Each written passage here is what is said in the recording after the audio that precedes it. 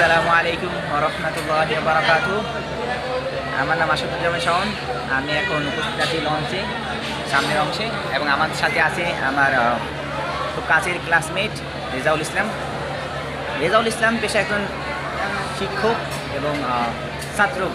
সে পড়াশোনার পাশাপাশি সে মানুষদেরকে ছাত্রদেরকে সঠিক পথ দেখায়। তো আমরা কিছু প্রশ্ন রাখবো রেজাউলের কাছে। রেজাউল এই প্রশ্নগুলো অ্যান্সার দেওয়ার সর্বোচ্চ চেষ্টা করবে। তো রেজাউল, তুমি আমার অবস্থান থেকে, যেহেতু আমার এখন 22 বছর বয়স চলে, তুমি বিয়ের বিষয়ে আমার বয়সটা কতটা জরুরি, বা আমার কি এখন বিয়ে করা উচিত কি না, বা যদি এখন না হয় কত বয়স হলে বা কোন সময় হলে আমি বিয়ের জন্য উপযুক্ত হব, এই সম্পর্কে যদি কিছু। ধন্যবাদ প্রিয় বন্ধু, তোমাকে ইম্পর্টেন্ট কোয়েশ্চেন করার জন্য। তুমি যেটা বললো তোমার বয়স হচ্ছে 22 বছর, আমি মনে করি তোমার উপযুক্ত সময় বিয়ার এইটাই। কারণ হচ্ছে তুমি অলরেডি একটা ব্যবসা প্রতিষ্ঠানের সাথে যুক্ত আছো ইনশাআল্লাহ, এবং একটা পরিবার চালানোর মতো ক্ষমতা তোমার আছে। যেহেতু তোমার একটা পরিবার চালানোর মতো ক্ষমতা আছে, আমি মনে করি তোমার এখন বিবাহ করা খুবই দরকার। আচ্ছা, শুধু কি ব্যবসা বা আর্থিক সচ্ছলতাই কি যথেষ্ট একটা একটা মেয়ে দায়িত্ব নেওয়ার জন্য? নারীবাহী কোনো কিছু থাকতে পারে? অবশ্যই থাকতে পারে। যেমন তুমি মানসিক এবং শারীরিকভাবে ফিট আছো কিনা। আমি তো মনে করি তুমি শারীরিকভাবে এবং মানসিকভাবে দুইটাই ফিট আছো। ইনশাআল্লাহ।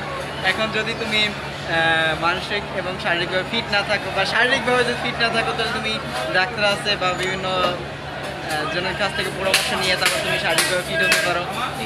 এই এবং হচ্ছে তুমি একটা যখন তোমার স্ত্রী হবে, তাকে তুমি মানসিকভাবে বুঝতে পারবা কি না, বা মেন্টালি তাকে স্যাটিসফাই করতে পারবা কি না, বা শারীরিকভাবে স্যাটিসফাই করতে পারবা কি না, এটা হচ্ছে মূল গুরুত্বপূর্ণ বিষয়।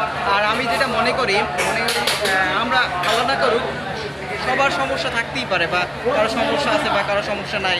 এখন আমি মনে করি তোমার সমস্যা নাই, তাইলে সে তো তোমার বিবাহ করা উচিত। কারণ তুমি টাকা উপার্জন করতে পারতেছো। এখন মূলই তো হচ্ছে টাকা, যে তুমি একটা ওয়াইফকে খাওয়াইতে পারবা কি না। তুমি যেহেতু একটা ওয়াইফকে খাওয়াতে পারবা, তা সেহেতু তোমার আসলে বিবাহ করা উচিত। ইনশাআল্লাহ, ইনশাআল্লাহ। তো আমরা রেজাউল ভাইয়ের কাছ থেকে এটা সংক্ষিপ্ত একটা ব্যাখ্যা শুনলাম, যেহেতু এই ব্যাখ্যা আরও বেশিও হয়ে থাকে।